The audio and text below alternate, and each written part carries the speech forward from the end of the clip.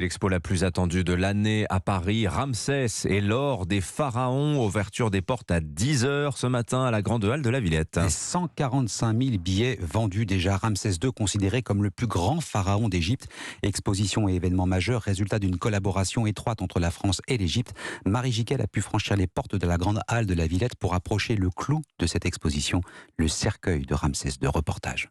Après les masques funéraires en or, les momies de chats, de lionceaux et même un sarcophage de scarabée du jamais vu, le voici le joyau de cette exposition, le cercueil de Ramsès II en bois de cèdre à l'état de conservation incroyable. Le cèdre du Liban, c'est vraiment un bois qui se conserve naturellement parce qu'il est imputrescible. Ça veut dire que les insectes ne l'attaquent pas. Bénédicte Loyer, égyptologue. Et en plus, en Égypte, vous n'avez pas d'humidité, donc la conservation est absolument parfaite. Cet écrin protégea pendant plus de 3000 ans la momie de Ramsès II, restée elle au Caire. Ça se voit sur la momie. On voit le soin extrême porté à la chevelure, les ongles qui sont faits et également le rasage. Il s'est rasé la dernière fois 3 jours avant de mourir. On voit les petits poils de la petite barbe de 3 jours qui repoussent. Une vidéo précise de cette momie clôt l'exposition à la scénographie très hollywoodienne qui correspond bien à ce roi vénéré comme un dieu. L'héritage de son règne fastueux durant 67 ans s'étale sur 2000 mètres carrés et on en prend plein les yeux. Marie Jiquel, Ramsès II et l'or des pharaons jusqu'au 6 septembre à la Grande Halle de la Villette à Paris.